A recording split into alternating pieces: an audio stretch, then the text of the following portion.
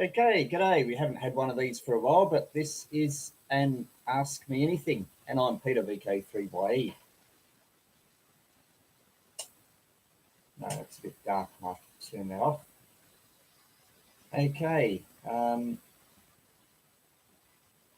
we'll wait for people to find us. I've been doing a few projects in various stages of completion. I'll go through a few of them later on. And hi to Leonardo in Croatia. We've got 5 people on, which is great. Yeah, I'm in Melbourne, so we haven't had the extreme fires that people in other parts of the country have had. We've been fairly lucky with the weather. We have had some very hot days. In fact, tomorrow's forecast to be 43 degrees. Today's a bit more mild, 31, but we haven't had the heat waves that other parts of the country have had. They've had day after day of really hot weather. We've had some hot days, but generally they've been followed with something a bit more mild. So have been down the beach a bit, doing a bit of pedestrian mobile on 10 metres. Got some great sporadic E. So have a look at some of my recent videos. And VK3 FPAD, good to have you with us, Peter. I'll just put it's 11 people on, and greetings from George, SA0BGI, and glad that you like the videos. Yeah, there have been quite a few videos lately, so yeah, glad you've enjoyed them. And yeah, I've just been, a little while ago, I did a video on a variable capacitor where I slid various 2 bits of pipe. I think I put aluminium foil over one of them, and I can't remember the capacitance. I think it might have only been a maximum of 60 picofarad. And yeah, hi to Vale Basim as well. So good to have you hearing. Anyway, my main problem with the capacitance I made was that the maximum capacitance wasn't quite enough to help with a lot of antenna coupler. And M0DAD, good to have you with us in northeast England. So the main thing with homemade variable capacitors is that you've got to have the plates really close to one another if you're going to get reasonable values of capacitance. The other thing that can be a problem with foil is it can be a bit unstable. The capacitance can vary a bit. Anyway, how can I start at home working with antennas? Basically, you just build them. Start with a dipole. It's good. Ideally, you can have a receiver. You can compare various antennas with HF receivers or VHF receivers. You can be directional, and with VHF, the benefit is you can make small antennas like 2 or 3 element beams and enjoy the directionality of them. With antennas, you just need bits of metal and the VHF or the HF bits of wire, and find an antenna book. One of my books, Hand Carried QRP Antennas, has a lot of portable antennas in them, and you get a portable amateur station and get on the air and try different antennas and compare them. There's a few basic pieces of equipment you need. Ideally, it's a good idea to have an antenna coupler, because a lot of antennas won't be resonant spot on frequency, so your coupler can load up almost any bit of wire. And your basic antennas to try your half wavelength dipole, good for a single frequency, maybe a full wavelength loop. You can't connect that directly to kayaks because its impedance is around 100 ohms. I'll talk a little bit about loops, small loops later on. In fact, they're not small loops. They are small physically, but because of the frequency we're using them, it's not small in relation to wavelength. So yeah, the main types of antennas: dipoles, loops. And when you're happy with those, try adding some elements and beams. So yeah, just do it. And it's pretty cheap. You just need some wire. And QRP Life, good to have you with us. And Steve Palmer, KA0SBN, glad you're viewing. Yeah, Russian guy, hello to you. Alex, what's my view experience on discone antennas? A question from Harry. Basically, they work, but they require a lot of weight for your gain. They'll never be any better than a vertically polarized half-wavelength dipole. So if you were to make one, buying all the bits of metal for them, you'll spend lots of money buying the metal, but your performance is going to be very average, as good as a dipole. The main thing is that the main benefit of discone antennas, in fact, I think the only benefit, is that you need is that they operate over a wide frequency range. I think they operate over something like a 2-to-1 or maybe even 3-to-1 frequency range. So you could make a discone from 144 to 450 megahertz, something like that. So if you need an antenna that can transmit over a broadband frequency range, I think that's why the military use them a lot. You can operate over a lot of frequencies and just feed them with coax and plug in your transceiver. For amateurs, though, not so useful. Or you might be able to build one if you're very lucky that does 6 meters, 2 meters, and 70 centimeters. If you've only got limited room for antennas and just want one antenna that's vertically polarized on VHF, a discone will get you on the air. You know, it won't be particularly good performance. It will just be like a dipole. But yeah, that's the only application where you'd use a discone antenna for the broadband. Yeah, glad you like my CCOM. Underground antennas, no, haven't tried any more, any of them. Light poles, yeah, haven't done anything more with those. Would you use a 4-to-1 balun as opposed to a 1-to-1? Depends on the impedance of the antenna. If you are making a folded dipole, some people like folded dipoles because the whole thing is short-circuited. That will have a the impedance of a folded dipole will be something like 288 ohms, something like that. Whereas an impedance of a straight horizontal dipole will be something like 72 ohms. You can get away with connecting a straight horizontal dipole to 50 ohm coax, but a folded dipole, the impedance will be way too much, so you might use a 4-to-1 balun.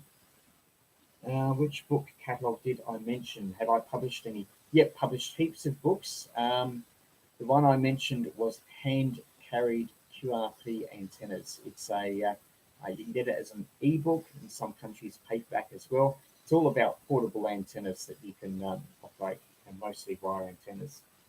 So have a look at my website, VK3YE.com, and you can buy it on Amazon for around $5 US. So yeah, so that's the book that I've published, hand-carried QRP antennas. I've published a few other books, like one called Minimum QRP, which talks about low-power ham radio. That's been really popular.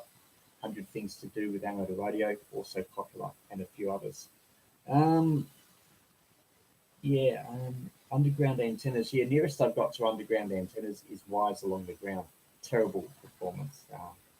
But yeah, just fun to experiment with. Okay. I might as well point the camera at a few other things. Okay, this on my very messy workbench is a capacitor I was only fiddling with this morning. And this is one of these energy drinks. I don't think I've ever drunk them. I just think paying money for a drink is stupid when you can just buy water from out of the tap. Anyway, that's it's too much light there, so I'll just turn the light down. Anyway, this is one of these. They're just full of caffeine. They're not very good for you, but the can is a bit thinner than a normal can. In this case, this is a can of soup. So the benefit of it is it can slide in and out. And anyway, I measured the capacitance of this, and it went up to about 110 picofarad with it all fully slid in. The main thing is you need to insulate between the two. You don't want a short circuit. You just want the surface area of the smaller tube to be inside the bigger one, and for it to be parallel and overlapping. I haven't yet tried it, but because there's a bit of slack there, the capacitance isn't as high as desirable. And what I could do, I could just get some aluminium foil and maybe some plastic book covering, something like that, and that will lessen the distance between the two metal plates, and that should allow you to get more capacitance. Yeah, here in Croatia, report every radio to HACOM. Yeah, that sucks. Wouldn't like that at all. I'd be, if you're building stuff and doing stuff every day, they would just get sick of you reporting everything. If you're making changes to your home brew rig, so glad we don't have to do that. You shouldn't have to do it. Amateur radio is basically experimental, and I reckon that my guess is that a lot of builders, people just wouldn't bother. It's a stupid law, and it would be observed more in the breach than the observance. So that's my guess. Can you explain the disadvantages? As for drawings of antennas, that's stupid as well. Don't need to report homemade radios. Oh well, that's something. Can you explain the disadvantages of a magnetic loop antenna? There's basically two of them. One is their bandwidth is pretty narrow. So if you, at least with a good magnetic loop, you could make a bad magnetic loop that bandwidth is quite wide, but it would be very inefficient.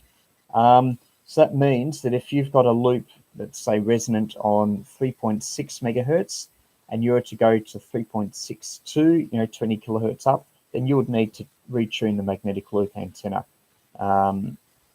So unless you've got a automatic controlled motor, then and that requires a bit of a mess with remote controlled servo motors and all that, or you'd have to go outside and change the setting of the magnetic loop every time you change frequency. So narrow bandwidth is one of the disadvantages. The other disadvantage is that unless you build it really, really well, it's very inefficient.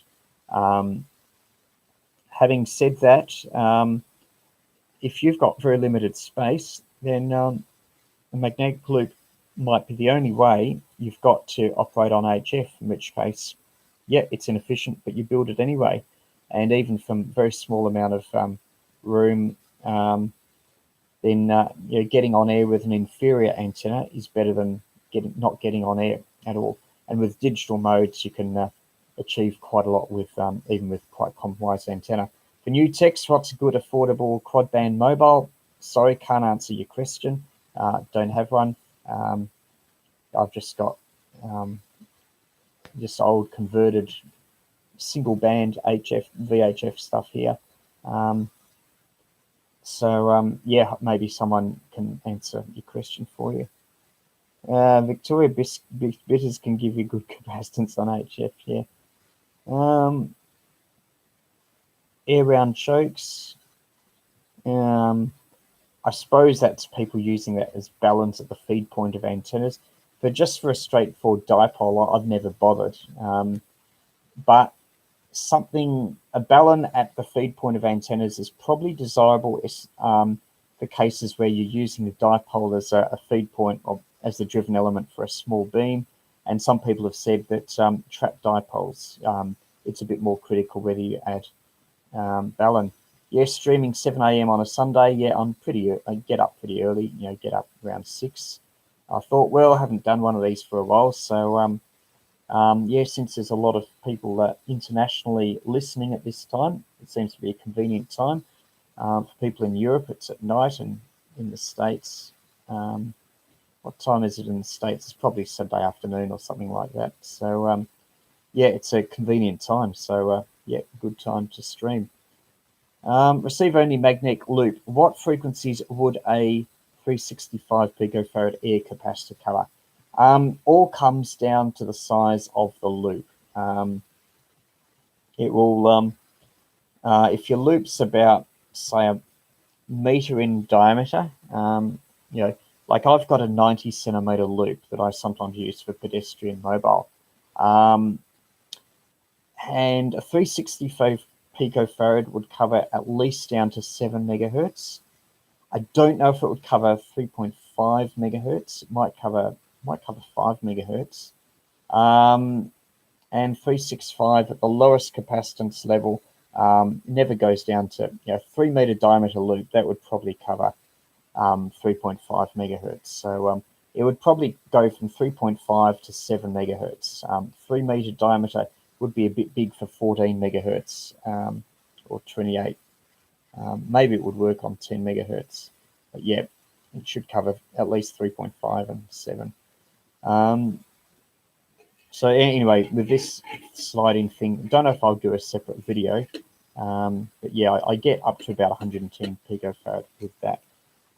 So if you've just turned on, we've got 33 people on, which is probably almost a record. What are my degrees? I don't have any degrees not in electronics. I've got an arts degree, but yeah, I don't have any qualifications in electronics or radio or anything like that. Homebrew transceiver, was it based on the Grenade or the Corsair? Oh, homebrew transceiver, I did a video on that years ago. I think it might have been the Grenade, I can't remember now. Yeah, there's a few Grenade variations, but yeah, I think that gave like 8 watts on. I think I had it on 7 megahertz, and I converted it to 160 meters, and I might have converted it back to 7 megahertz. Can't remember, haven't used it for ages. So yeah, this is the messy workbench, as you can see. What else have we got? This. I might as well show you this.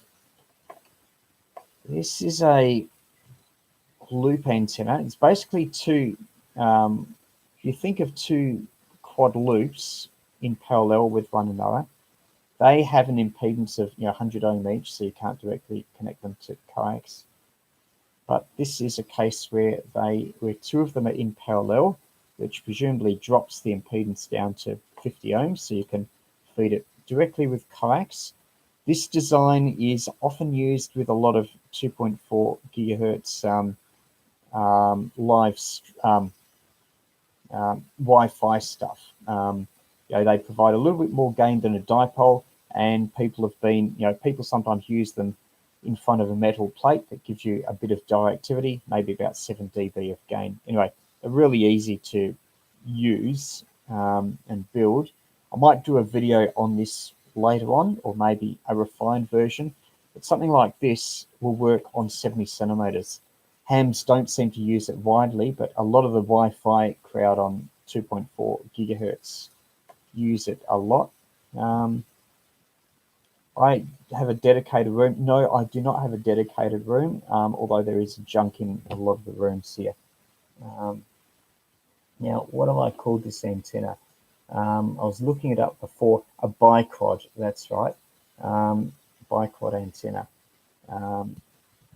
So yeah, I've just built this little thing out of scrap wire. It's not very rigid, but yeah, first time the VSWR was 1-to-1 on 432 megahertz. So that is a possible possible future antenna, and maybe even a video. We don't have that much activity on 70 centimeters. There's a bit of FM and repeater stuff and SSB and satellites, but most of the whisper and all that far more on 2 meters. So I haven't bothered really with 70 centimeters a lot, but if you want a very simple 70 centimeter antenna, then look up the biquad. Most of the designs on the web are for 2.4 gigahertz for Wi-Fi, but yeah, just scale up the sizes and you'll be right. Okay, if you've just joined, we've got 34, which is great. You can ask me anything, and I'm Peter VK3YE, and hi to OZ9ADD in Copenhagen.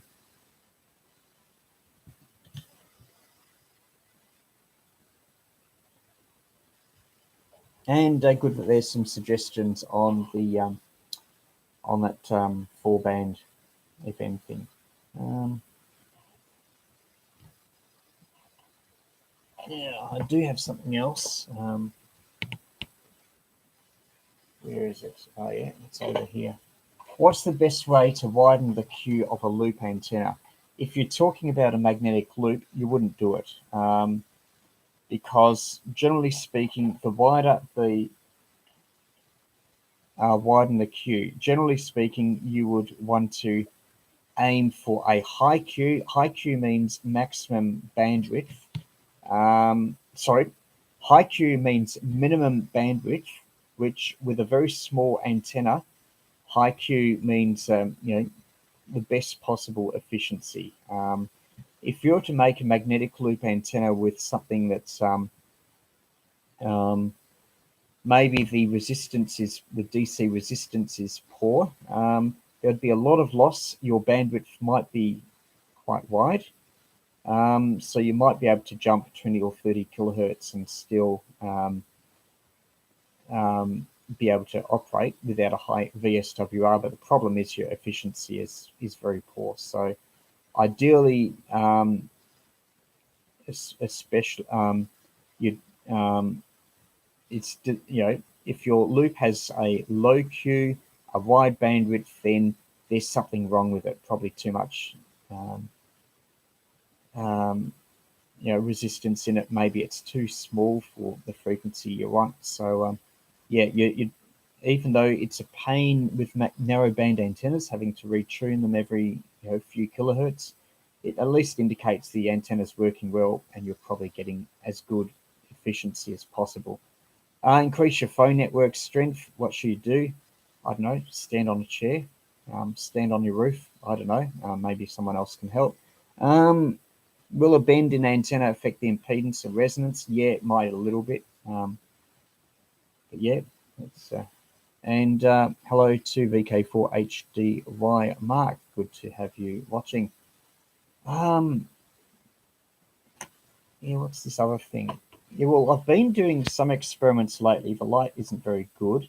Just shine this light is a little bit better. It's still not ideal. I recently did a video of a JS8 transceiver on, wasn't a transceiver then, it was only a receiver on 80 meters. Can you make a tutorial on the W6JL power amplifier?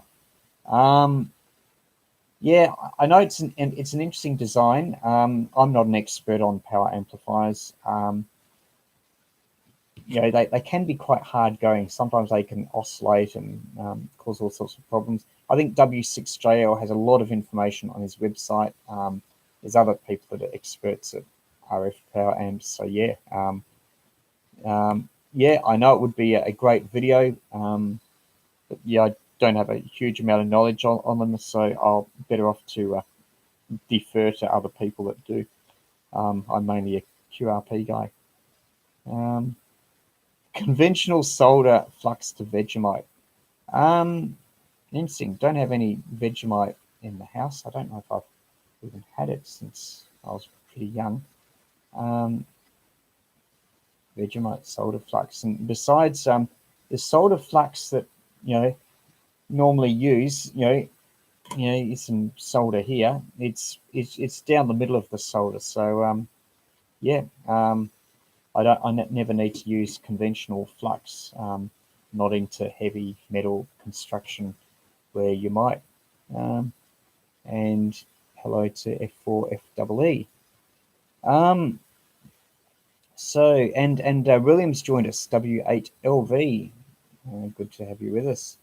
And 38 viewers, fantastic. I think this was probably a record high.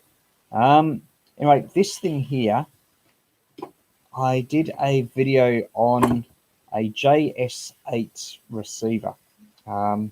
If you haven't tried JS8, I definitely recommend it.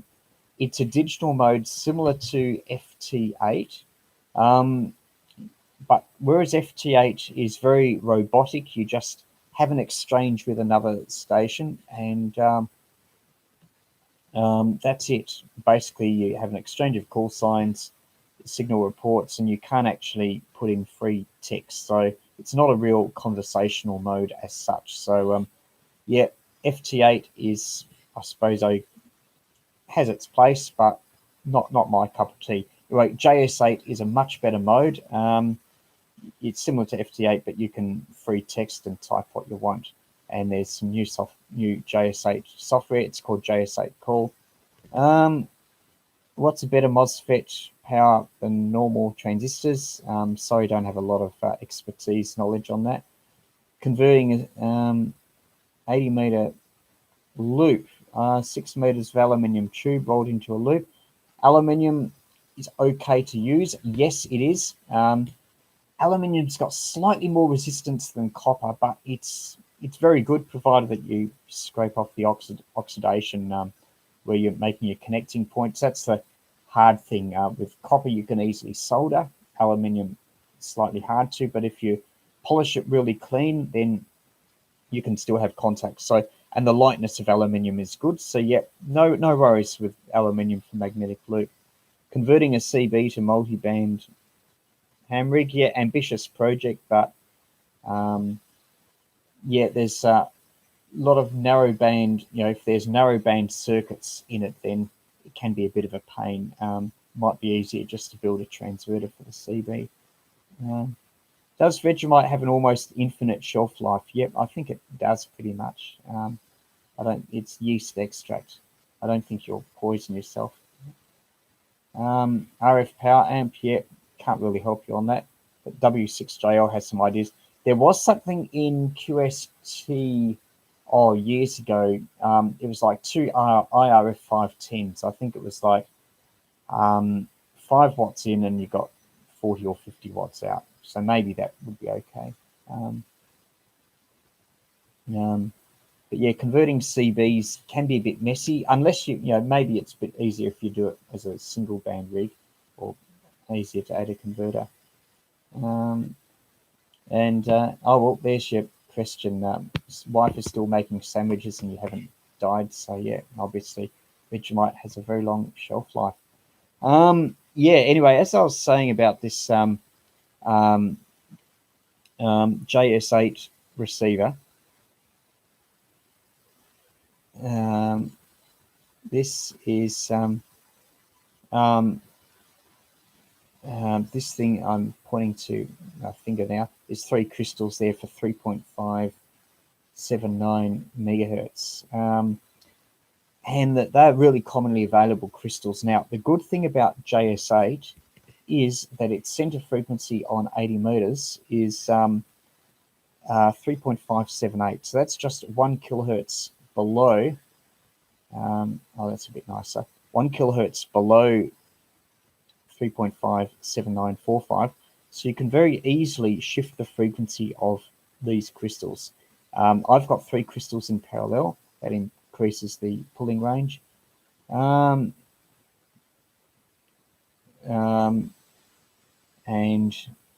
in series are a couple of RF chokes, so these yellow things. And then just here, you can just see it behind the front panel, is a variable capacitor. Anyway, I get 3578 exactly with this, so that's fine. Crystal controlled, mono band. It started off as a receiver for 80 meters, and I got detected stations about 700 kilometers away, I think. Anyway, just yesterday, I've been adding a few extra bits and pieces. This is very similar to my Beach 40 double sideband transceiver, by the way, which you can have a look on my website or YouTube videos. There's a very long tutorial on that. So yeah, the receiver bit is just a local oscillator comprising crystal oscillator here on 3.578, 1 transistor for the oscillator, another transistor for the buffer. Then there's a mixer balance product detector thing There's a big ferrite for it there. And the audio from that, you probably can't easily see it, but anyway, there's just one transistor where I'm pointing to, which amplifies the audio. That goes into your computer sound card. So that allows me to hear JS8 contacts. And anyway, so for the transceiver, the only thing I needed to do was because I had the same balance modulator, or the same product detector, you can use that as a balance modulator on transmitter. I just needed to add 2 extra transistors here for an RF power amplifier, and that gets me up to about half a watt. And then down here, here's a relay. I haven't got the thing automatically switching, so I've just got a manual transmit receive switch on the front panel, yeah, so I manually have to flip the switch over. I tried calling CQ last night. There wasn't anyone on who was actually having up for actual contacts, but I was received about 800 kilometers away by VK2 up north of Sydney. So that's around a fair distance away. So it's obviously working, and if I persist, then I'll no doubt get some contacts. But yeah, this is a very simple JS8 transceiver. You can plug it into your laptop computer and have keyboard-to-keyboard contacts. Okay, a few questions. How often do I have live chats? The answer is very irregularly. Like when I first started live chats, I might have had one every week or two, and then I probably had 3 or 4 months and I haven't had one. And anyway, I just thought, well, for the hell of it, why not do a live chat? So here I am. What happened to Turlin antennas? They, I think, are still around, based in Western Australia. I think they're called Outbacker antennas. So, yeah, I think that's still going. What is the effect on how clean the signal is when you pull a crystal? That question from Barry. Yeah, really good question. If you were to pull a crystal too much, there's a risk of the oscillator losing control and it becoming unstable, and yet it might depart from a sine wave.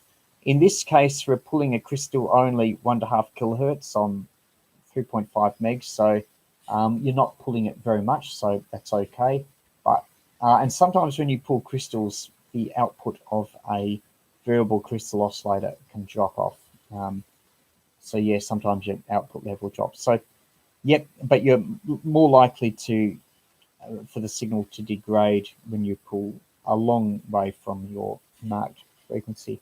Can you use choke-toids for ununs and HF? Well, I think it depends on the type of ferrite material. What's the highest emitter band you can use binocular ferrite transformers as coils?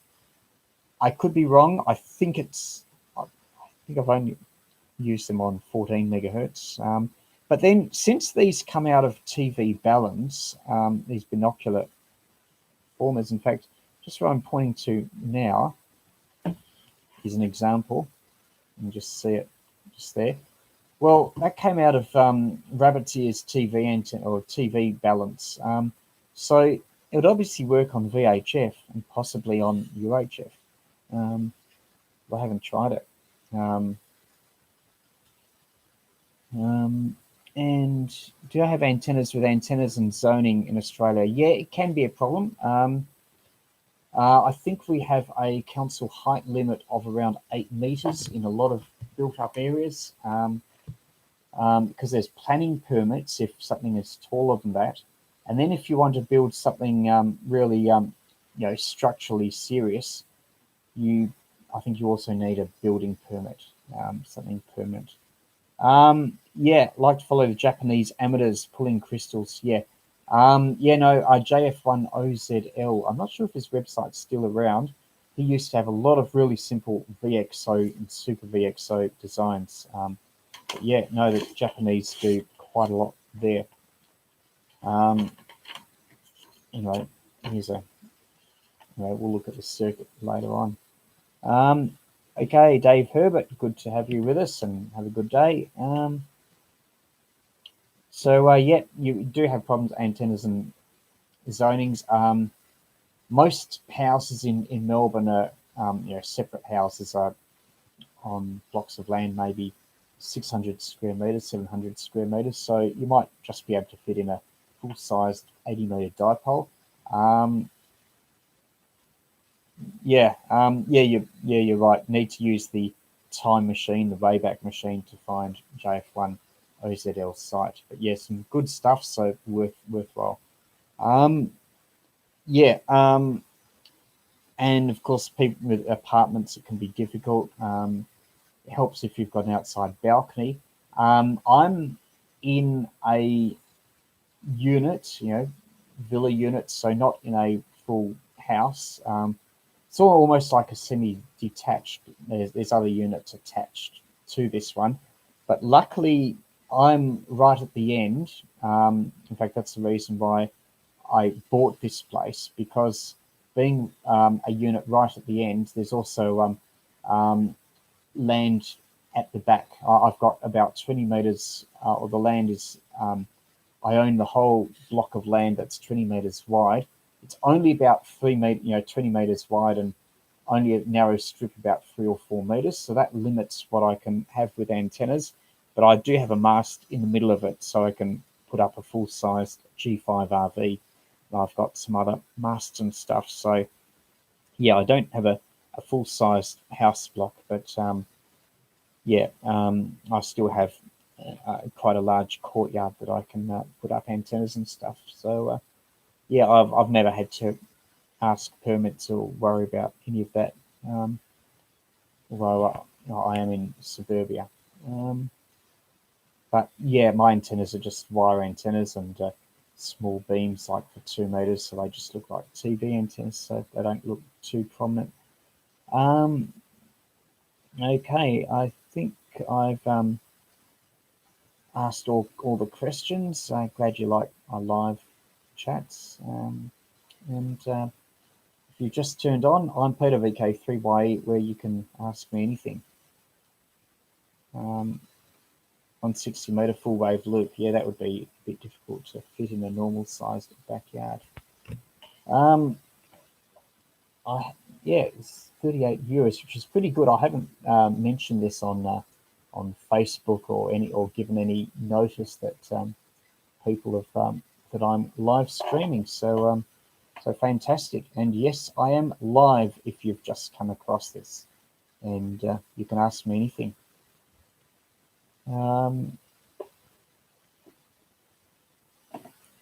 Probably my most recent.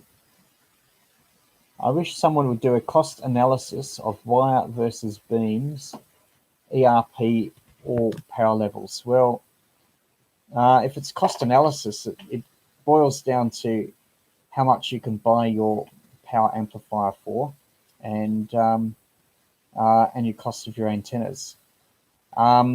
In terms of antenna gain, you're absolutely right, William. Wire is a lot of bang for the buck. If you can put up wire beams, like a fixed wire, if you're happy with just a fixed direction, then you could make something like a 2-element quad out of wire and maybe conceal it in a tree. Then you will get similar gain to, I think, a 3-element Yagi. And wire beams, very cheap. You just need some wire and some wooden spaces, and then the cost effectiveness of that is really hard to beat.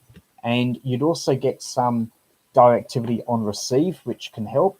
That can help null out interference and whatever. So yeah, a wire beam fixed direction can give you a lot of bang for the buck. When you're getting into your stuff like high towers and concreting and all that sort of stuff, then that starts to become expensive, and you might be in a neighborhood where you don't have the room for that. Then maybe a small amplifier would be more economical. Did I make the enclosure for this rig? The answer is no.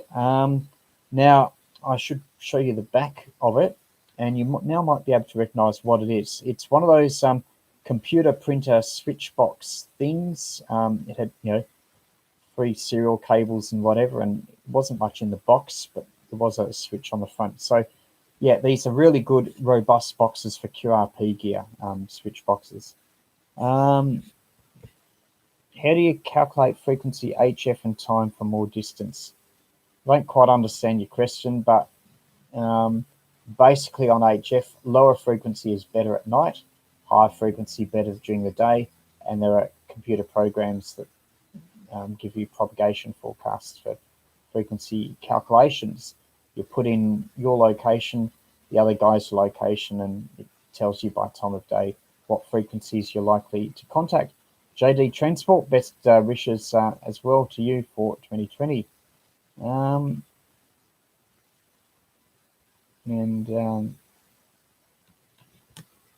Yeah, I didn't have a drink before this, so I'm getting a little bit hoarse. What radios do you have? Yeah, most of them in my videos. FT817 is the one I use a lot.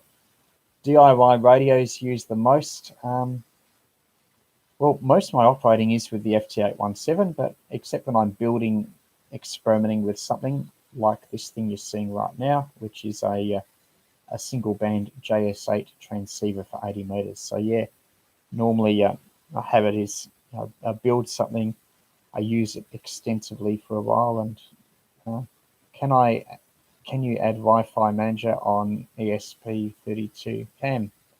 No idea. Sorry, don't understand what you're talking about.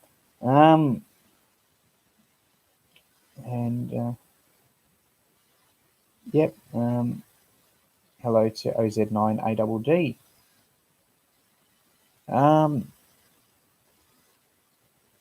Let's see if we can get a bit better view of this.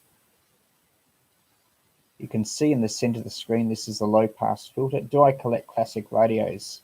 Old ICOMs, Yaesus? No, don't really have enough room for it.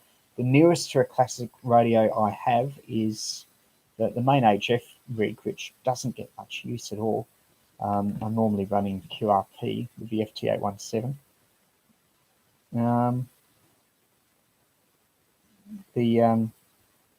Is an ICOM 751. That's what I use occasionally. It's the nearest I've got to a classic radio. It's a bit blurry, but let's see if we can project light onto it. Okay, now I'll try and give you some better views of the side. This transceiver. What was the very first radio I had as a transceiver? Oh, sorry. Yeah, it's just an IC751. So it's 1980s vintage. What was the first radio I had?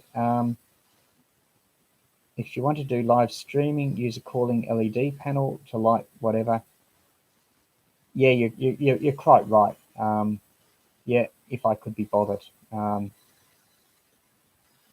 Ceiling panel definitely improve things, having light coming from different directions. I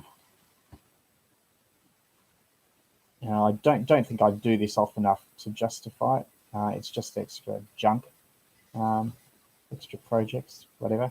Maybe I'll get around to it.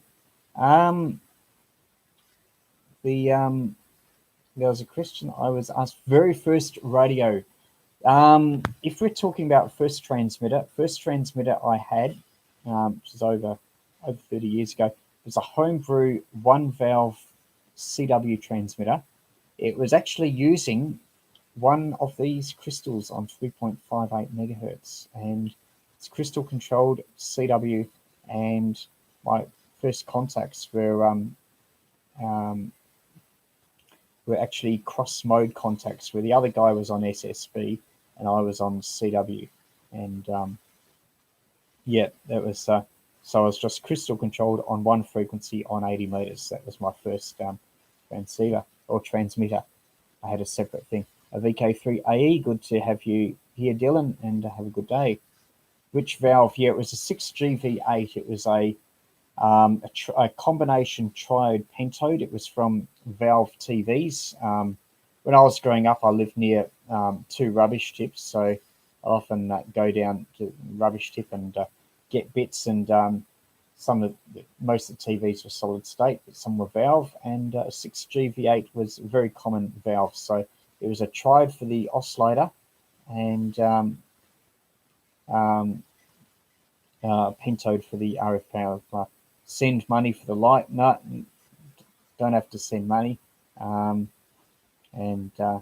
But yeah, if you want to buy my books, VK3YE.com, and you can, and there's a choice of now 7 books available, which you can read on your portable Kindle or other device. Yeah, 6V6. Yeah, the 6V6 I think is only a single pentode, but yeah, that's the pentode section of the 6GV8 is very similar in transmitter power output to the 6V6. So you could, if you had 2 6V6s, you could build a little 2-valve CW transmitter if you wanted to. And hello to Wolf. Have you ever gone to Dayton Hamvention? No, too far, too expensive, and if you wanted to buy stuff, it would be so frustrating going there, wanting to get stuff, something you really wanted, and paying the extra freight or baggage or whatever home to take it home. Luckily, here in Melbourne, we're lucky with the amount of Hamfests we have. We probably have maybe 5-6 Hamfests each year within a day's travel distance, maybe even more. And that's enough. I normally go to maybe 2 or 3 Hamfests a year. So yeah, we're very lucky with Hamfest in Melbourne. And off grid, yeah, glad that you enjoy the books, and thanks for purchasing them, and glad you recommend them. Yeah, there's another book I'm working on at the moment. Maybe early in the new year, but there's still some more projects and things I need to sort out before that book comes out. If you've just turned on, and there's 36 of you now, this is Ask Me Anything, and I'm Peter VK3YE. I've got a circuit diagram here, which we'll have a look at. This is actually the I have too much light flashes. I'll just drop the light back a bit. I'll open the curtains as well. It's probably better to have natural light. And the sun is just, in fact, I'll give you a view out of the window as the sun's come out. It's not very clear as you're going through a mesh window, and we're pointing straight at the sun, going through a tree. But it's actually going to be a bright sunny day and 31 degrees, so we'll forget that.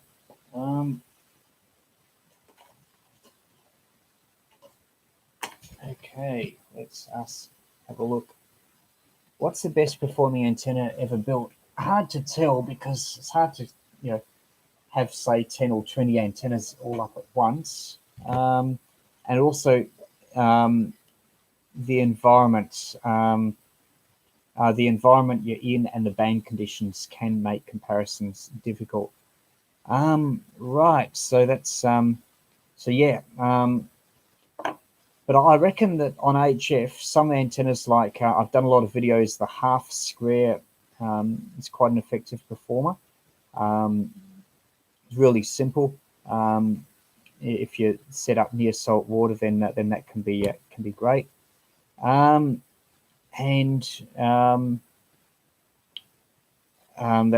quite a good antenna for lower HF frequencies like 7 megahertz. Hello to Alan K. Good to have you here. SAOBGI, send me the titles of your books. Let's see if I can remember them all. The first one was called Minimum QRP. So that's basically an operating guide for low power amateur radio. There's not many I don't think there's any circuit diagrams or whatever, but it's a good introductory guide. A lot of stuff on operating. Then there's hand carried QRP antennas, pretty much a practical guide to the sort of portable antennas I operate. Another one's called 100 Things to Do with, no, it's 99 Things to Do with Amateur Radio. All about very diverse aspects of amateur radio, what you can do, often very easily, often very cheaply. Getting Back into Amateur Radio is a book on for people returning to ham radio. You might have been into amateur radio, say 30 or 40 years ago. If you want to come back to the hobby and pick up where you left off, that book gives you some good tips. Then there's a ham radio dictionary, something like, I collected lots of definitions for words that we amateurs use, so they're all defined in that dictionary. And the most recent book is the Australian Ham Radio Handbook for those of us in VK, a simple guide. And a bit more on the books is on my website, VK3YE.com. There's a link to the books page there. So yeah, that's the details on the book. Right, lots of questions, which is fantastic. Yeah, half square is pretty good. A full wavelength loop can be good. You can experiment with polarization. With that, you can oblong loop is quite an interesting antenna. It's got a 50 ohm feedback. So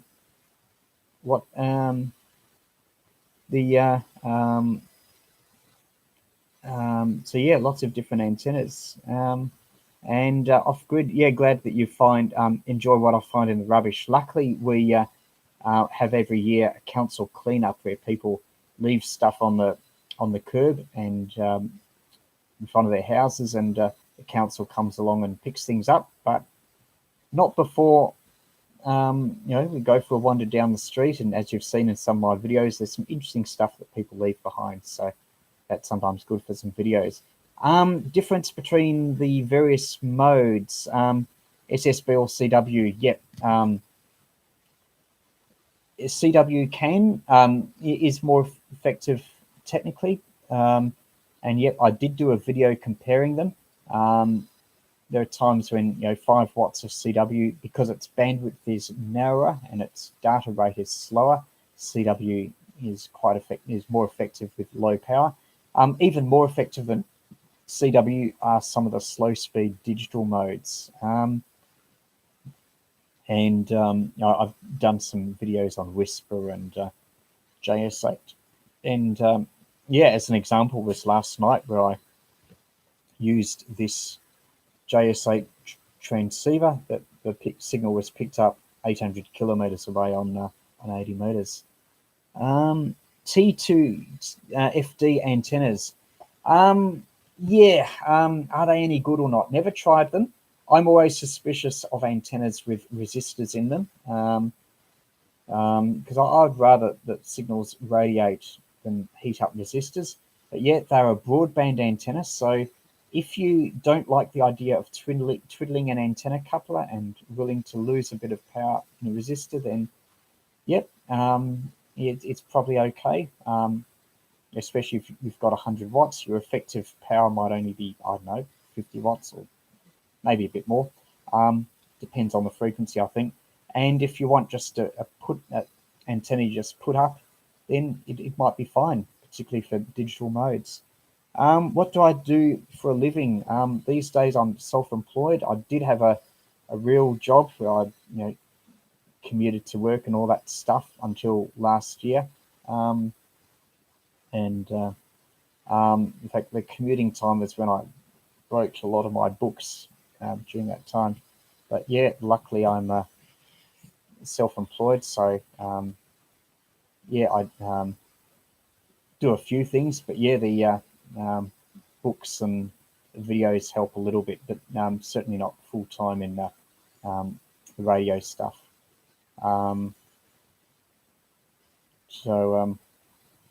Yeah, definitely. Yeah, it's great being your own boss in a way. No boss to tell you what to do.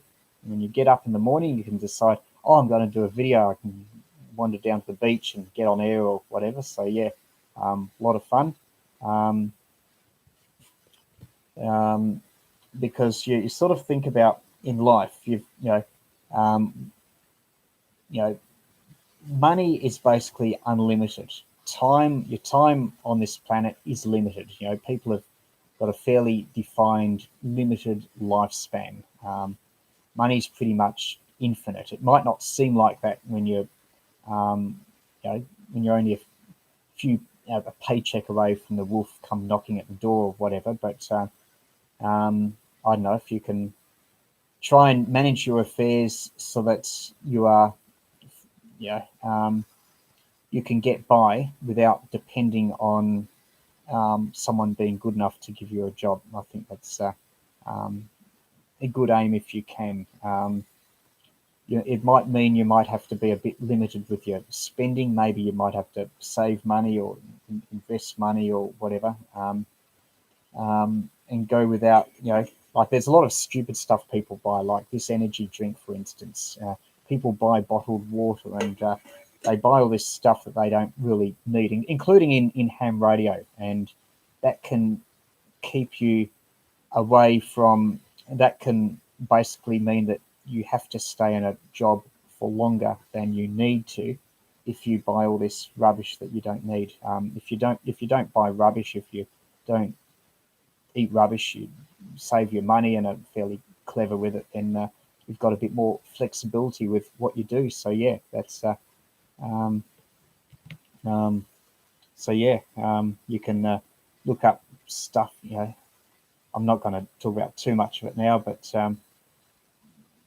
basically, if most of your income, or if you try and save a bit and you invest it and you have and you spend money on things that appreciate in value, that go up in value, or give you income as well, like, I don't know, like shares can give you dividends and property can give you rents. If you've got tenants in them, that can give you rents, then and you've got an asset as well that holds its value, then I think that helps. That can help a lot.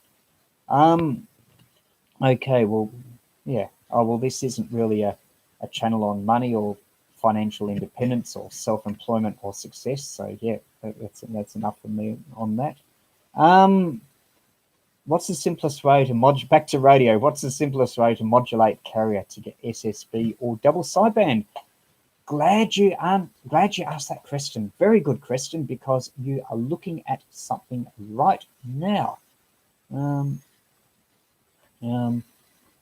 It's not very clear. If you want a clearer view, then have a look at some of my websites. Have a look at the Beach 40 transceiver circuit diagram. But what you are looking at now is a very simple way of generating double sideband. SSB is a bit harder. I'll talk about that later on.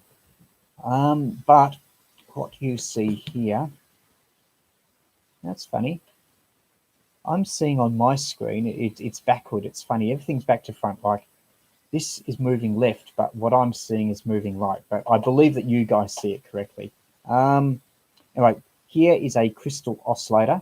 3 crystals in parallel. I needed it for variable frequency oscillator. Let's see if I can, okay, that's a bit better. I'll have the camera a bit more square on. 1 transistor crystal oscillator here. That's giving you a signal on 3.58 megahertz. And the next stage along here is a buffer that provides a bit of isolation and amplification. And these transistors are very similar to a 2N3904 transistor. Anyway, so we've got a signal, hopefully sine wave at 3.58 megahertz, that goes into this stage here, a balanced modulator. And that is basically a mixer circuit. So you've got one signal coming in from here, RF signal, 3.58 megahertz. Now from here, we have another signal which is at audio levels. In this case, it's data from the computer, but it could be speech audio. You'll need a microphone amplifier if you've got an electric mic, but the computer's got enough output for that to directly drive the mixer. So we've got 2 incoming signals, one at RF, 3.58 megahertz, another at audio. And so in this mixer circuit, we've got an output and that output happens to be a mixture of the two incoming signals. And because it's a balanced mixer, it nulls out the carrier signal, so you're not getting any carrier on the output. Where there's these two resistors here, you could connect a potentiometer, say 100k potentiometer. It's not 100k, no, sorry, 100 ohm potentiometer. And if you set the potentiometer to its center position, you null out the carrier, so there's no carrier coming out of the output. If you put it slightly off center, you'll get a carrier, so you'll actually be transmitting AM that way. In this case, we don't want a carrier, we want a suppressed carrier, so I've just replaced it with two resistors, so that's basically the same as a potentiometer set to center. And the output from this is a double sideband signal with suppressed carrier. Note that it is double sideband. If you want to suppress the opposite sideband, so you get single sideband, then you need a crystal filter immediately following this. So then you've got a single frequency you can select. Depending on the relationship of the crystal frequency with that of the filter, you've either got upper or lower sideband. So that is one way of generating single sideband. What I've just described is called the filter method. There's another method called the phasing method, which I have described in previous videos. I built a phasing SSB transceiver. I think there's also a phasing direct conversion receiver. So to go over to those videos for talking about the phasing method. Phasing method doesn't require a crystal filter. It involves signals being 90 degrees out of phase and you nulling signals out. In this case, the unwanted sideband. Yeah, some hams won't be satisfied without a $12,000 transceiver. Yeah, I don't know why. Like the main performance of your ham station is basically governed by your antenna, your location, and the amount of RF noise you have around you. They are the three things. Like if you've got a $1,500 transceiver, you know, it's 100 watt output. It'll give you the same signal as a $12,000 transceiver. Probably the best investment in if you're going to spend up big on ham radio, don't spend $12,000. Spend $300,000, $400,000, $500,000, $1 million, whatever, and you need to spend that on real estate to get a great location. Or if you don't have a spare million or whatever you require for a great location, then you just go portable like I do. You know, maybe move to somewhere that is near a mountain that you can go up portable. Maybe somewhere right near the beach, like me. I'm only a short walking distance from the beach. Then that's pretty good. Or failing that, even if you've got a park at the end of the street or on the other side of the fence, even something like that can give you a portable operating location. So that can help if there's too much noise at home. If you've just turned on, I'm Peter VK3YE in Melbourne, and I'm live, and you can ask me anything. And a few people have. How do your books compare from Crazy Nuts compare to VK3XU Drew Diamond? Yeah, they're fantastic books. Yeah, Drew's done a lot of work. He has been designing and describing articles on QRP homebrew gear for at least 40 years, maybe 50 years. Drew's books are a lot more practical. If you want circuits of transmitters, receivers, whatever to build, then Drew's books definitely buy them. I don't have much in the way of homebrew books with circuits or whatever. The nearest I have is my antenna book, where I just talk about antennas. I've got a few accessories there, but yeah, for practical stuff to build in your receiver department, Drew Diamond's books are fantastic, and I think he's done 4 or 5 of them. Transformer or L match for crystal ladder filter. Is there a significant power loss difference? I think I've just used transformers, toroids, or something. Although there's some circuits where you don't need anything. You can just have a coupling capacitor from your NE602 balance modulator straight into your crystal filter. Yeah, there might be a small amount of loss. The important thing is your impedance. I think your crystal filter will probably be a few hundred ohm impedance, so you want your impedances to be reasonably matched to get the best bandpass characteristics from your crystal filter. And yeah, phasing method provides more melodious audio. Yeah, I think there's a lot to be said for that. There's also an intellectual beauty with phasing SSB. Is today not the 29th? Yeah, it is here in Australia, but overseas where most of my people are watching, it is still the 28th of December. Yeah, phasing SSB. There's a certain aesthetic beauty about it, a certain gentleness about phasing SSB. Like if you think about the filter method, it's pretty brute force. Like you've got a double sideband signal that's presenting itself at the input of a filter, and then you are just brutally cutting off one side of it with the filter. Yeah, that works fine, but it just seems, I don't know, not cruel, but just lopping something off just seems less elegant than phasing, which is all to do with a mathematical function of signals being in phase and out of phase and 90 degrees and all that sort of stuff. It just seems more gentle, more elegant, and yeah, so maybe I'm talking rubbish, but yeah, there's an aesthetic beauty of the phasing method. It is, however, harder to understand because you are thinking about phase relationships and all that, and you don't need to understand that to understand filter SSB. But yeah, there's a certain beauty of phasing SSB, and it can sound extremely good as you don't have the harsh bandpass characteristics of the filter.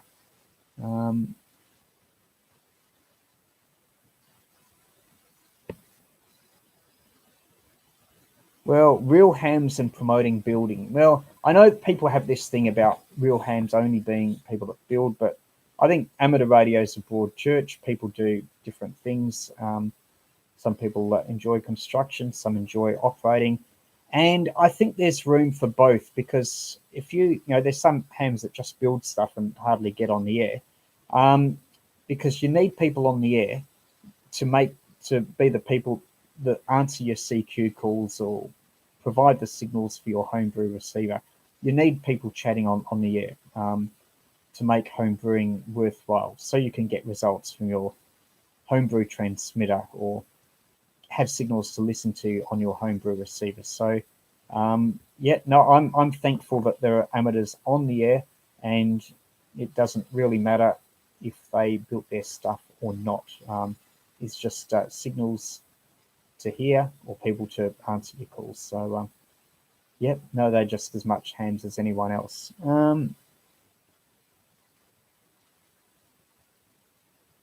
And glad I can contribute inspirational content for thanks to M0RPH. And yep, it's still the 28th in most places. Although, having said that, for the majority of the world's population, it is now the 29th because China's in a similar time zone to us, and India is, I don't know, maybe 5, 6 hours behind. So yeah, India is now the 29th. Quick-link, Q-Link 3, have no idea what you're talking about. What power supply do I have? I've got a few that I've built myself. I mostly use batteries. LiFePO4 gives you about 12 volts, 7 amp hour. And yeah, I mostly go portable with that. And even at home, I'm sometimes using that. And yeah, 38 people watching. So yeah, definitely propagation study. Yeah, that's part of ham radio. Definitely. 7 megahertz VFO, BJT or JFET, easier main oscillator. I think both both work.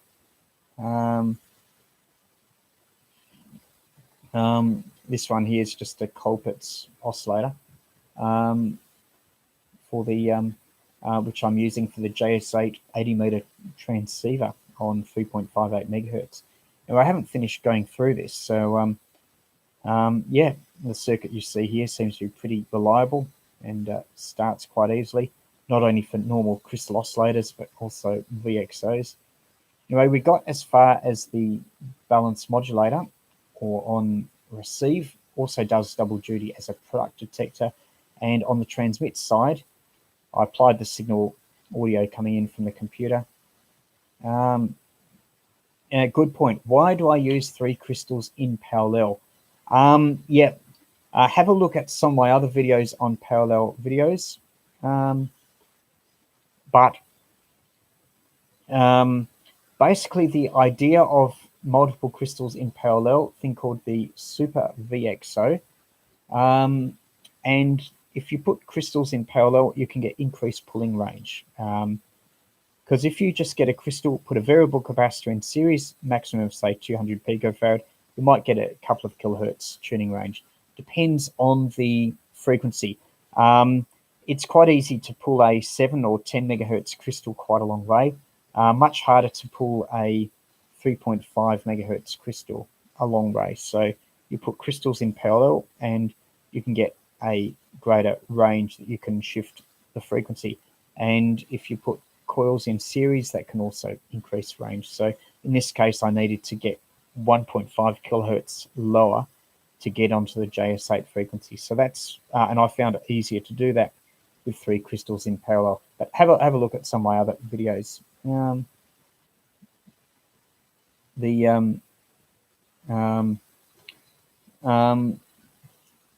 Is a DDS VFO better than the other VFOs? It depends. Horses for courses. If you want an easy way of getting good stability over a wide frequency range, then yep, DDS can be great. The thing about them though is that they do draw a bit of power. So if you wanted to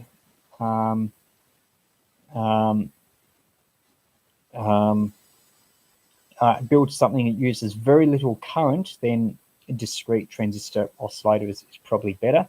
Also with DDS VFOs, because of the digital circuitry in them, they can cause a bit of noise to enter the receiver. So you can so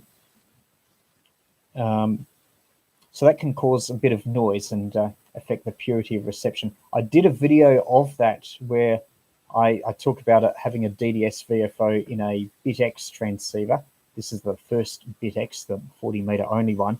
And I had all this noise and interference come from the DDS, and then I described how I got rid of the noise by putting in some filtering in the power supply lead. So yeah, DDS VFO can be great, good frequency range. They can draw a bit more power than a crystal oscillator, and there can be a problem with RF noise if you're not careful. But this is just elegantly so simple, just discrete components, and there's a beauty in the serendipity that you have when a crystal you have coincides with exactly the frequency you want, which is the case for JS8 on 80 meters. Yeah, in case of emergencies, yeah, well, I think there's other things that, you know, more important in emergencies apart from getting on air. So yeah. Extending the double ZEP. Yep, good idea in theory. But double ZEPs become quite long. Like I presume you're talking about the double ZEP I've got on 2 meters, which also happens to be a half wavelength dipole on 6 meters, which I'm very grateful for doing it as well. Anyway, it's 2.7. What I've got is 2.7 meters end to end, and it being vertically polarized, it takes up quite a bit of room on the mast. And I'm already running out of room because immediately below that, I've got a horizontally polarized antenna for 2 meters, which I want to keep. So yeah, if I made that double extended ZEP longer, I'd need either a taller mast or I wouldn't have room for the 2 meter horizontal antenna. So, and I might lose the 6 meter capability. So yeah, good idea. You'd maybe get a bit more gain if you had multiple double extended ZEPs, but not enough room here. But in theory, good idea. Yeah, the 817. Yeah, no, it's a very robust rig, and one of the reasons why I like it, and I've been reluctant to buy anything else new, like some of the aircraft, the KX3, it seems by all accounts it's a good performer. I think it only draws 150 milliamp on receive, which is about half that of the FT817, so that's great. I think it's got like 10 watts output, 15 watts, so a bit better than the 817. It's got a few features that the 817 doesn't have, but yeah, the thing about the aircraft, it seems to have lots of holes like Swiss cheese. So it's a sort of rig that you, if you operate from parks and you've got a nice park bench, or you're operating out of the wind, then the aircraft would be fantastic. But for a bit of robustness, given the treatment I give my rigs, the 817 is fine. And the other great thing about it is it gives you 2 meters FM and SSB, and I do a bit of 2 meters stuff as well, so that's fantastic. Some schematics have an NE612 IC modulator, and some use diode. What's different? What's better? NE612 is probably a little bit simpler. It also has the oscillator built in, which you can use. It's also got a bit of gain on receives compared with the diode. So if you're building a direct conversion receiver, the NE612 is beneficial there. On the other hand, the pros and cons, NE612 is weaker than a diode product detector. So if you are in an area where you have a lot of RF, maybe you live near a broadcast station, then the NE612 isn't so good with strong signals. And the diodes is a better arrangement. There's a NE612 is also good that some of the designs I've seen, you don't have to wind any coils at all, and that can be simpler. Whereas some of the diode balance modulators have 2 bifilar round coils, and you need ferritoids, and you need to wind those. So the NE602 to NE612 might be a bit simpler on that.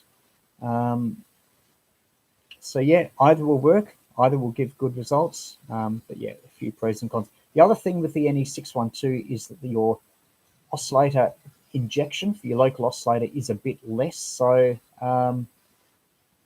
if you are building a QRP rig that draws very little current, then that can be an advantage. NE612 is great for a receiving converter for that reason. Whereas with a diode balance modulator, you require something like 5 dBm, maybe 7 dBm of signal going in. And that requires higher current consumption to get the power from your local oscillator. Okay. How to gain experience and how to build antennas? Well, answer is just have a look on the web, just do a Google search on antennas and for your frequencies, and maybe put in keywords like dipoles and loops and verticals, and you'll get hundreds of different ideas. If you want something a bit more structured, there's pros and cons on antennas. If you're into portable antennas, there's my book, Hand Carried QRP Antennas, that you can buy. It's $5 US, and you can get it as an ebook, or you can get it in paperback for a bit more. It doesn't go into the theory of antennas very much, so there's books like the ARRL Antenna Handbook that are really good for that. So it's a good idea to have one of those. You would lose the 6 meter capabilities, but if extended enough, you might get 10 meter capabilities. Yeah, with the extended depth, that's true. Luckily, I've got a dipole for 10 meters, just a horizontal dipole. It's only about 4 meters above the ground, but yeah, it works well enough. Single or multi-band homebrew portable transceiver. If you are building it and it's your first homebrew transceiver project, I would definitely go single band. Someone said that transceivers get more complex as you add bands, because you're having to switch various things, and you might have different sorry, the light almost fell down. Different local oscillator frequencies, different filter frequencies. Like if you think of the points where you want RF selectivity in a receiver, you ideally want it to be at the front end. You also want it to be at the tail end of a transmitter for your pi section low pass filter. You might want it in various other parts of the circuit. You also need to think about the local oscillator frequency. Overall, mono band on a band that's popular, busy with activity, like 40 meters is probably the a good thing to start off with. Then when you get more experience, maybe try multi-band. Are you going portable today? Yeah, I might. We've got 31 degrees forecast, so yeah, it's summer, so it might be 10 meters. Or on the other hand, I might just do something else, might make a video or do a project or whatever. Haven't even had breakfast yet, so yeah.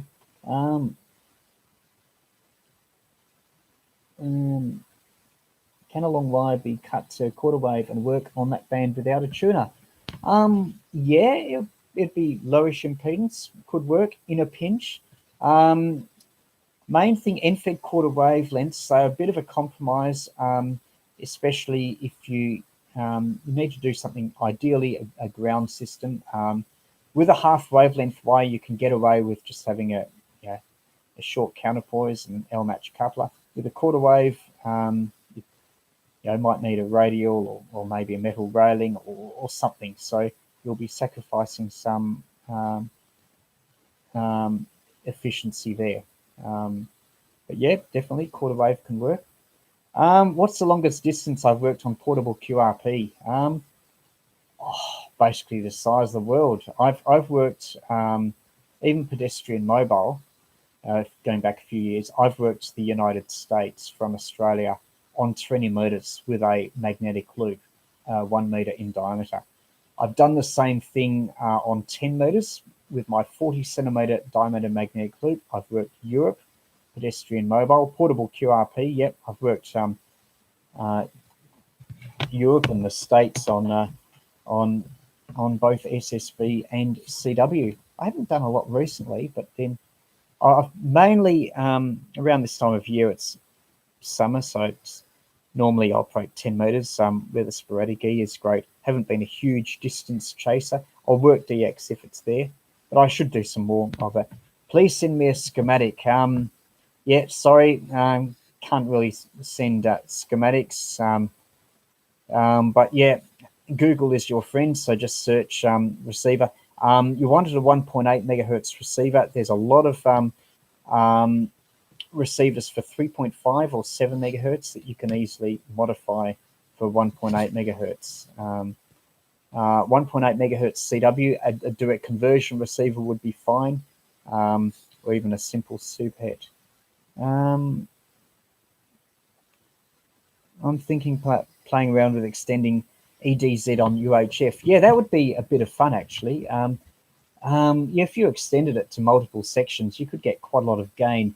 It is only bidirectional. I suspect the lobe would become narrower and narrower. But yeah, it would be a bit of fun on UHF. Have you ever heard of a mystery antenna?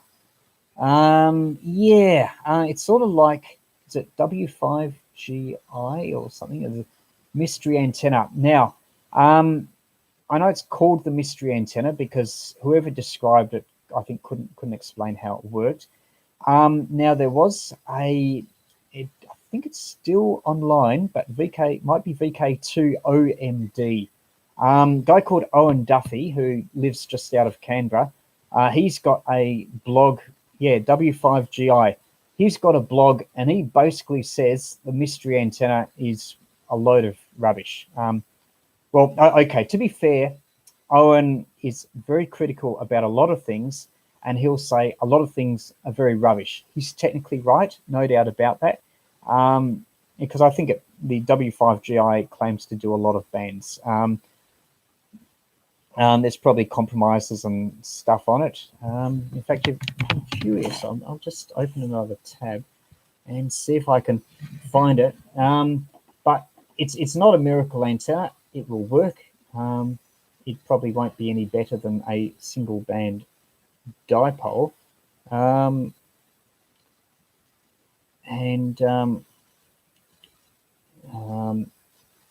But yeah, there are, I think, in trying to get it as multi-band, especially without an antenna coupler, very often there are compromises, and just to get the lowest SWR. And sometimes those compromises are acceptable, sometimes they're not. Okay, yes, owenduffy.net. If you go in Google, because I'm not able to, I'll just show you. I'm not sure if you can see if I'm pointing correctly at my screen, but there's an article here by Owen Duffy on demystifying the W5GI mystery antenna. Owen is, and the claim is multi-band antenna that performs exceptionally well, even though it confounds antenna modeling software. So it's sort of, saying that it performs well, but he doesn't really understand how it works, and maybe the modeling software is wrong or whatever. Anyway, Owen goes through this VK2OMD. Antenna is a center-fed dipole 15 meters aside, which makes it very similar to G5RV in its length. There's a matching section of 300 ohm, electrical half wave on 14.2 megahertz. Well, that's also like G5RV. But then he's got an arbitrary length of, then he's got coax. Anyway, Owen goes into lots of analysis, and yeah, if you look at it, yes, the VSWR does seem to drop quite low on amateur bands, but not hugely low. Anyway, I won't go through a lot of it, but there's a lot of detail on, oh, here we are. Then Owen looks at EHAM reviews. Most of it gets 5 out of 5. And, you know, people are happy, but Owen talks about this might speak about how it really works, and he reckons that Owen describes it differently to the designer's representation. It might speak more of modern ham's quiet acceptance of the designer's claims and the commercialization of antennas and objective assessment, possibly the reliability of EHAM reviews. So, what does he say?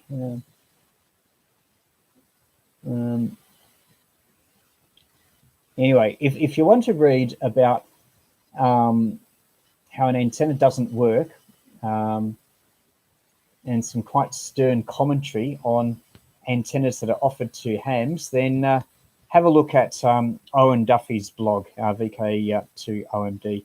It might be fairly quiet, might be fairly dry reading, but yeah, there's he's very technically cluey. So it is fairly theoretical, so maybe not something for the faint-hearted. I'll just close the curtains a bit because the light's flashing, so just give it a little bit less light. We've still got 39 people, and we have been going for 1 hour and 28, which is incredible. Anyway, there's probably a few more questions. Let's see. Yeah, it's a compromise. Has gain due to the coax in it. I'm not sure if the coax gives you any extra gain, but anyway. What's the live stream about? Well, this is, I'm Peter, VK3YE, and you can ask me anything. And I have been talking for over 1.5 hours. Not sure how long I'll be going for, but yeah, there's been a lot of people joining us and coming in and out and ask lots of really good questions. Yeah, I mainly do a lot of QRP portable work, messing around with homebrew gear, antennas, and all that sort of stuff. So that's what we've mainly been discussing. Yeah, I suggest folks try it for themselves. Yeah, there's no doubt it will work. You'll get contacts. It will radiate a signal. But even if an antenna has, say, a 3 dB loss on HF, that would probably be almost unnoticeable. Yeah, the HF is quite forgiving. But if okay, any more questions? VK3YE magnetic loops are very hard to tune. Well, they're narrow, but if you build a magnetic loop with stable materials, then it should be okay.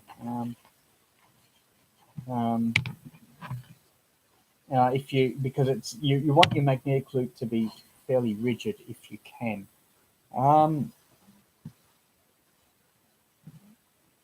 Little off topic, have you got any rain in the Melbourne area? I was just thinking about this morning. We haven't had rain for ages. So no rain, but we need it. I saw high voltage capacitor, 1K volt. In output power amp.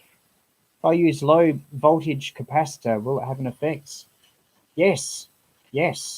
How can I tell you? How can I simulate how a low voltage capacitor will do? What it will sound like? There you are. You've just heard a low voltage capacitor blowing up. So yeah, if your voltage ratings for your capacitors are wrong, and your capacitor is rated too low, then that's what you might get. You might blow up a capacitor. In fact, if you blow up, capacitors can be quite spectacular when you blow them up. Like electrolytic capacitors, I don't know if you've ever blown up an electrolytic capacitor, but they are just full of all this fluff. So yeah, put it on the end of some long wires and put, say, I don't know, 20 volts onto a 12 volt electrolytic capacitor, and then the top will blow open and it will send you all this fur and fluff everywhere. So yeah, and then tantalum have some quite spectacular bangs as well, and other capacitors might just blow up a bit more gently, and the bits insides might ooze out. So yeah, high voltage capacitors are specified for a reason, and you should obey the voltage ratings of them. And it's true, capacitors are filled with smoke. You're right, John, and they're just waiting for some stupid person to let the smoke out. Okay, another question. Missed you supposed to give more lobes. Now, with lobes and antennas, I know that there's textbooks, say that you've got lobes in certain directions and not others, but especially on the lower HF bands, something like a G5RV or a dipole, unless you manage to get it really high, it will probably be close to omnidirectional on bands like 80 and 40 meters. It starts off with, like a half wavelength on 80 meters is like 40 meters. And unless your antenna is that sort of height, then it'll be more omnidirectional. So yeah, lobes and nulls are generally less pronounced than in practice than they might be in the theory books, especially if your antenna is low. Would you consider a live via Skype presentation to a ham radio club? East Bay Amateur Radio Club. What I can do, don't do Skype, but I can do this format. And if you want to get an idea of how that's worked out, I did something about 6 months ago to the GQRP Club. It was their annual convention. So have a look on my channel, GQRP Club Annual Convention, where I can give a talk. The camera I'd be a bit better set up than here. It's still a bit crude, but watch my video for the GQRP Club presentation, and if you like what you see there, then drop me a line, and I can definitely I can do a live presentation and have a Q&A session for your radio club. Yeah, yeah, that would be great fun. And what else? Yeah, long wire loop tied to the loop tuner. Yeah, don't put them in backwards. Yes, yeah, that is true. Polarized capacitors can bang. Yeah. Solution to an expensive capacitor problem: a trombone capacitor with 2 plates that slide over a dielectric. Yep, that will work. Some people have even used cans like these, sliding in and out for a capacitor. I think the trombone is possibly a better approach. You've got 2 capacitors, and you don't want, because with loops there's a thing, you don't want to be making contact to the wiper where you've got poor electrical conductivity. So something like a trombone where you've got 2 fixed plates that the loops are connected, ends of the loop are connected to, and then a middle bit that gives you capacitance to both those plates. Sounds pretty good. Yeah.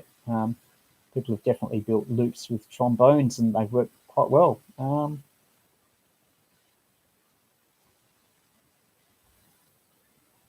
Louder than a gunshot. Yeah, electrolytics and blow up. Antenna matching at the antenna or ATU in the shack. Great question. Yeah, of course, it's easier to do it with the ATU in the shack, but, big but, you've got to think about is the loss of your feed line. And coaxial cable in particular, if you've got a big mismatch, and particularly if it's a high frequency, then, and you've got a long length of coax, then you will have a lot of loss if you do your antenna matching near your transceiver in the shack. If you're just doing a casual experiment, maybe you're experimenting with digital modes or whatever, then you can tolerate that loss, but otherwise you're probably better off to do your matching at the antenna end with coax. It can be some exceptions. For instance, if your antenna is reasonably low impedance, let's say you've got a 7 megahertz dipole, using it on 21 megahertz, the SWR might be a little bit high, might be like 2:1 or something like that, then there's a minor mismatch. You could compensate for it with your antenna coupler next to your transceiver in the shack. That will probably not be too bad. But if you're to have something like let's say an 80 meter dipole, which is 20 meters aside, and you're going to use it on 40 meters, it will exhibit a very high impedance. It will be half wavelength aside. Then you're going to have a big mismatch between the antenna feed point and the coax cable. And if your run of coax cable is long, there'll be a significant mismatch and therefore loss. Your SWR might be okay according to the antenna coupler that you've got beside your transceiver, but there'll be mismatch. So in that, if that was something you're interested in, if you wanted multi-band operation from a dipole, then you might be better off using a lower loss type of feed line instead of coax, something like open wire. I have done a video on how to make open wire. Something like 300 ohm, 600 ohm, 800 ohm, running from the antenna, can be any length.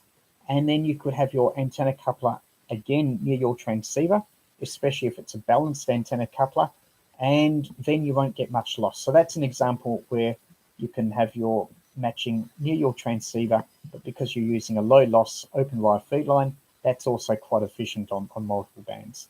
But otherwise, where you've got big impedance mismatches, long lengths of cable, higher frequencies, then better off to look after your matching at the antenna end. Yeah, Doug, good that you've had success with the NFED multiband. Okay, and SA0BGL, glad you enjoyed the video. And I think that's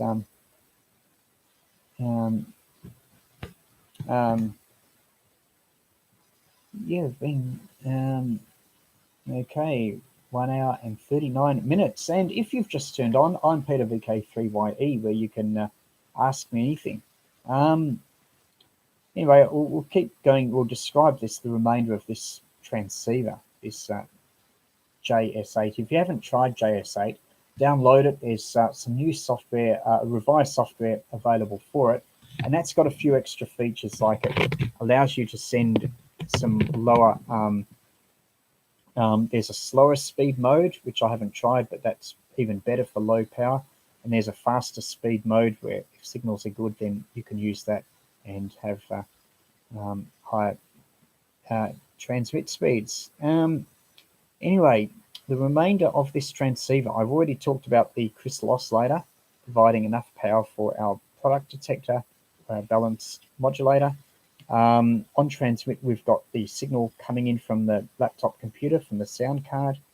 Anyway, we'll follow the transmit stream.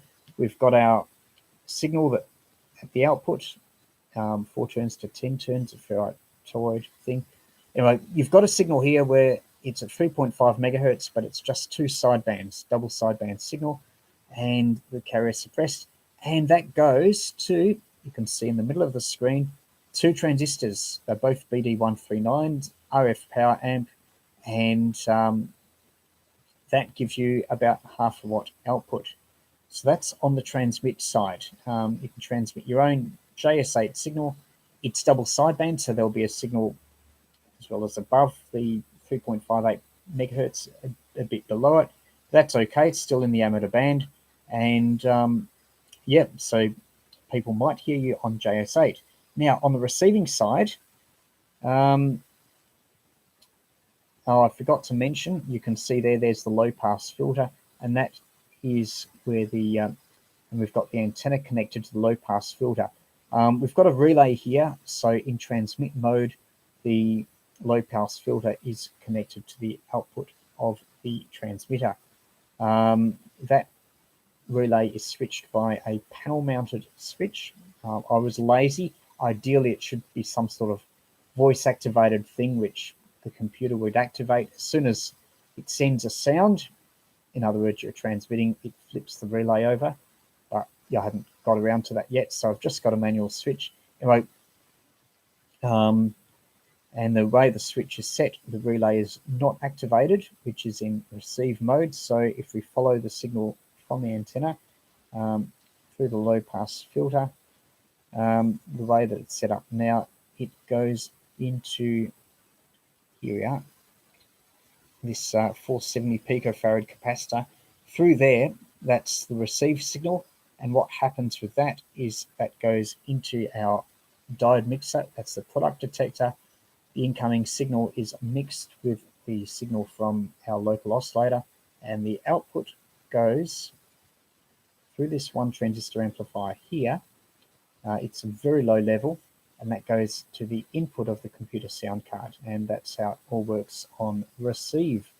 So this is how a JS8 mode double sideband transceiver works, and it will work with any digital mode. It will, I haven't tried it, should work with FT8, should work with Whisper. I have tried it before in similar arrangements. The main thing is you just need to be on the right frequency, on the center frequency or the dial frequency. Can you turn on this radio? Sorry, I can't. My battery and antenna and all that is in the other room. So yeah, but have a look at the video I did of where I demonstrated this receiving. I'll show you some better pictures of it. This is the balance modulator product detector. You can see the crystal oscillator there. And the transistor down here is the audio amp. And this is the 2 transistor RF amp, which provides about 0.5 watt output. And you can also see near the antenna socket the low pass filter on 3.5 megahertz. And Andy, glad that you've enjoyed the show. And will I be posting this video for viewing later? Yes, I will. Yep. And you can view other of my live videos if you've missed them. You can leave comments at the end of them as well. and 33 people on. Which is better, low level or high level AM modulation? I think strictly speaking, high level is better. It provides a more fully modulated signal, and when signals are weak and people can hardly hear you, then a well-modulated AM signal is highly desirable. High level modulation just requires more audio gain, a bit more audio power to modulate the final. Dielectrics. I tried chopping board plastic, and it's an excellent dielectrics. Nylon nuts and bolts, not so interesting. Okay. This is Ask Me Anything, and we've been chatting for quite a long time. It's not much, almost 2 hours. So I'll, as you'd say on air, I'll make this a final, but I'll just stick around for a short time. If you've got a question, ask it now. Otherwise, I'll close down and get on with the rest of the day. But it's been a fantastic live video.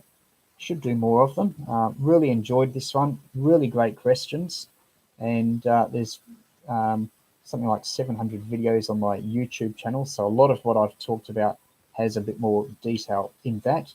And also there's some books that could be of interest. If you've got a Christmas voucher or something from Amazon, then why not have a browse there and see if there's any books that are of interest. So thanks to you all, and best wishes for 2020. It's been a great year for me. I've really enjoyed it, and hope to bring you more projects and videos and stuff in 2020. I also have a blog. I've called it the Daily Antenna, dailyantenna.blogspot.com. And there's a post. I know it's called the Daily Antenna. I've taken a little bit of a break. I haven't had posts every day. More recently, I've just posted each weekday. But yeah, there's a few videos and links and things that could be of interest. Dailyantenna.blogspot.com. And Philip, good to have you join us.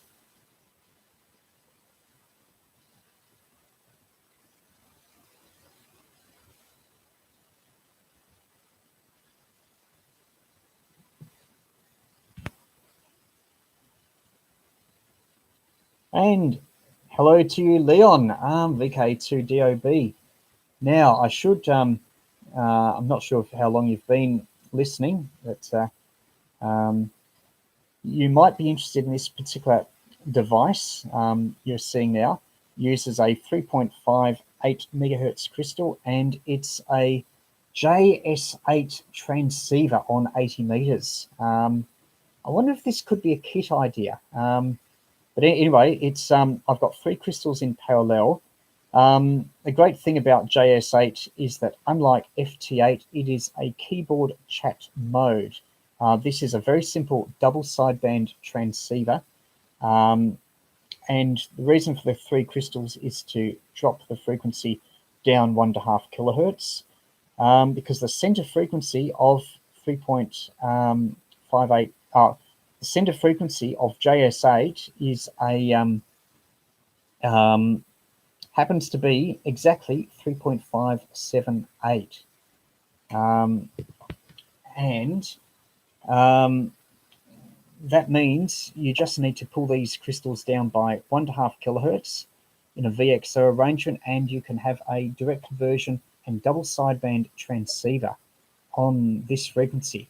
Okay, Peter, you should make some kits. Well, the answer to that is no.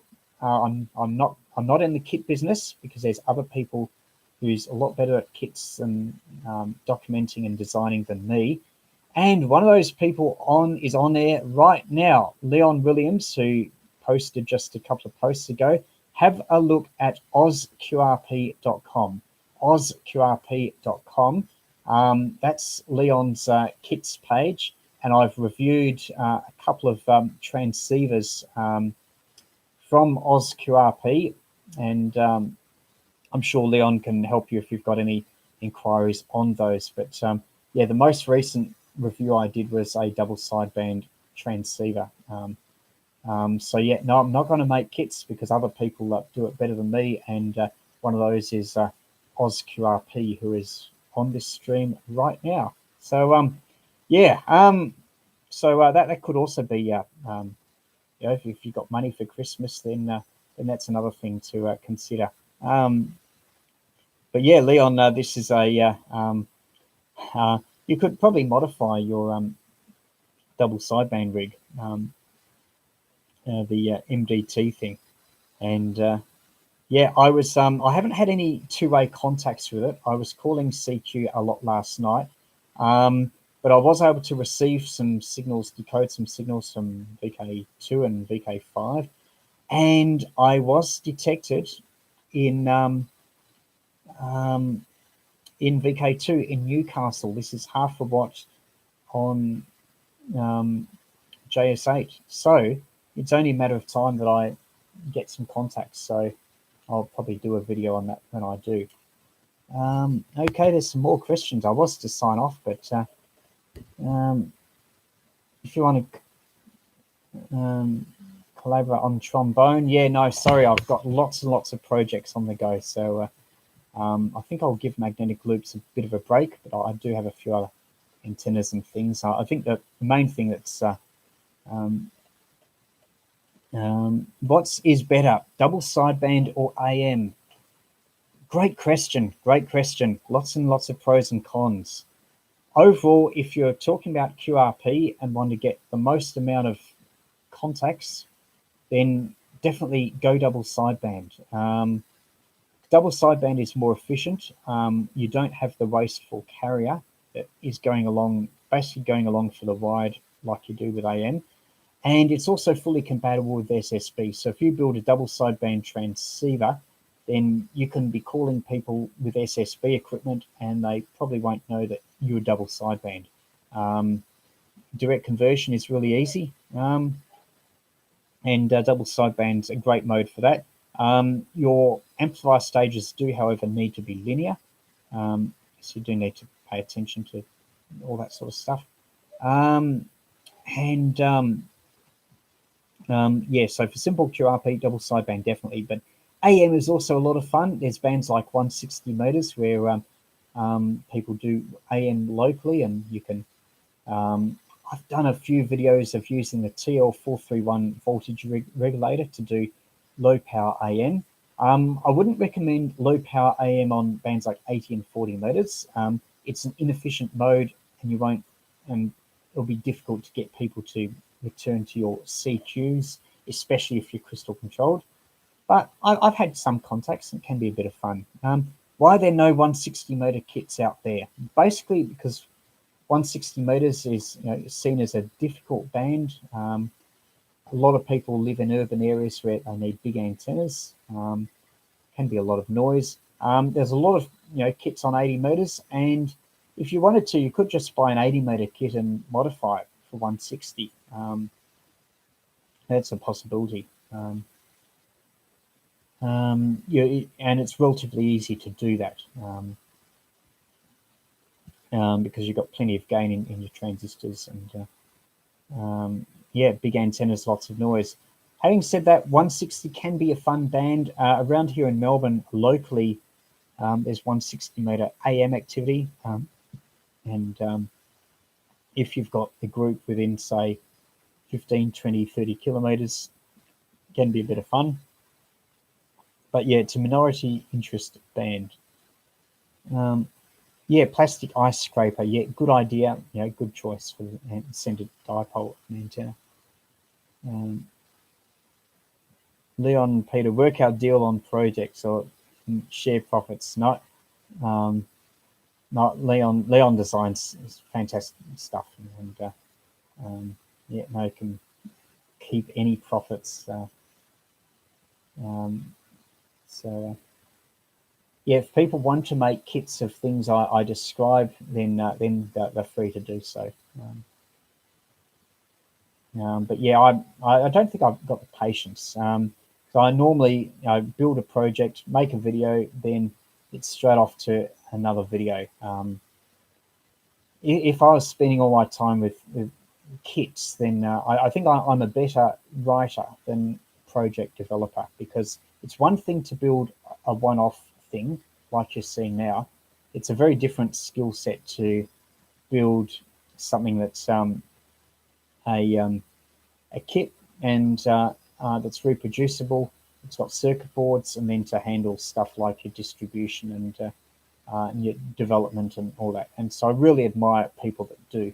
And we're fortunate in QRP. We've got people like Hans Summers, people like Leon Oz QRP. So it's great having the range of kits we do for QRP.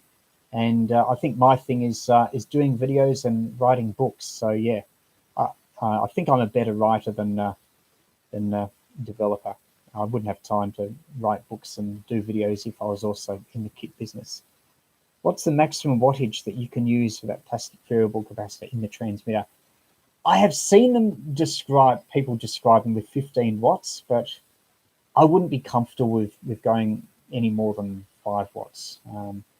There would be certain impedances that mismatches where you had very high voltages where you'd probably short across the plates and blow the thing up.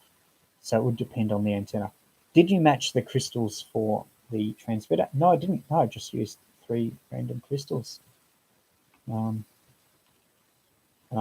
Maybe if you're building a ladder crystal filter, matching the crystals might be desirable. Though having said that, I have built ladder crystal filters and not matched the crystals, and it's been okay. So yeah, you can be lucky.